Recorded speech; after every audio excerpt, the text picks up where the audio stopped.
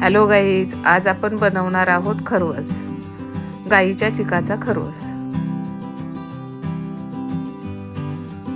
पहा किती सुंदर झालेला आहे आपला खरवस। आता आपण याची रेसिपी बघणार आहोत।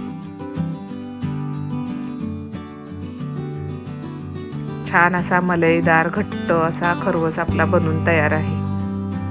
हे पहा, आता आपण गाईचा 1 लिटर चीक घेतलेला आहे।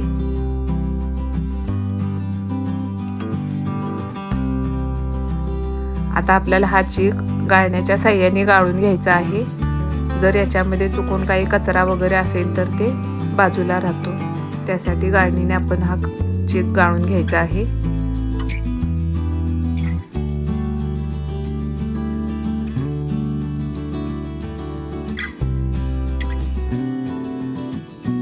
गाईचा खरवस ओळखण्यासाठी आपल्याला कलर पाहावा लागतो। पिवळा कलर असतो साधारण गाईच्या चिकाचा, म्हशीचा पांढरा शुभ्र असतो। आता आपण पाहू शकता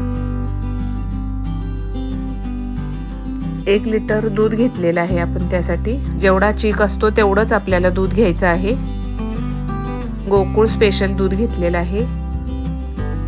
याच्याने आपला खरवस घट्ट आणि छान बनतो, स्वादिष्ट असा।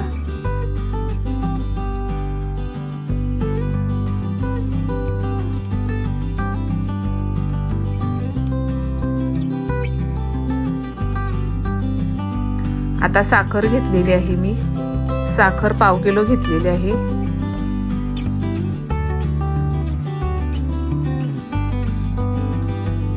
ही साखर चमच्याने आपल्याला व्यवस्थित विरघळवून घ्यायची आहे। चमच्याच्या साहाय्याने आपल्याला व्यवस्थित साखर विरघळवून घ्यायची आहे। तुम्हाला जर हवं असेल तर याच्यामध्ये वेलची पूड टाकू शकता, आवडत असेल तर। मला नाही आवडत म्हणून मी नाही टाकत आहे। आता पाणी ठेवलेले एका मोठ्या टोपामध्ये, सर्वसाधारण 1.5 ते 2 ग्लास पाणी आपण ठेवलेलं आहे। आणि त्याच्यामध्ये आपण हा चीक ठेवायचा आहे आणि त्याच्यावरती आपण आतून झाकण ठेवायचं आहे आणि वरून सुद्धा आपण त्याला झाकण ठेवायचे। आता सर्वसाधारण आपल्याला अर्धा तास हा शिजवून घ्यायचा आहे मीडियम गॅसवरती।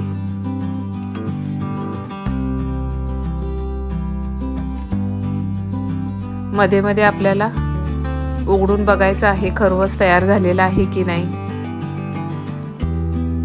अजून उकळी आल्यासारखं दिसते म्हणजे आपला खरवस तयार झालेला नाहीये, पातळ आहे। सुरीच्या साहाय्याने आपण चेक करायचं। जर चिकटला नाही तर आपला खरवस तयार झाला असं आपण समजायचं।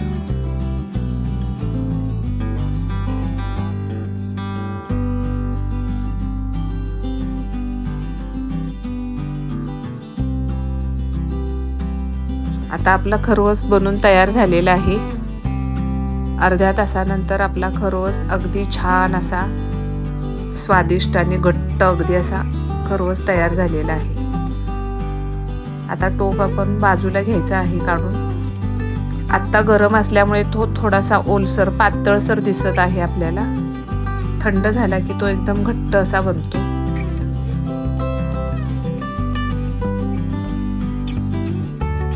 हे पहा, आपला थंड झाल्यानंतर किती घट्ट झालेला आहे।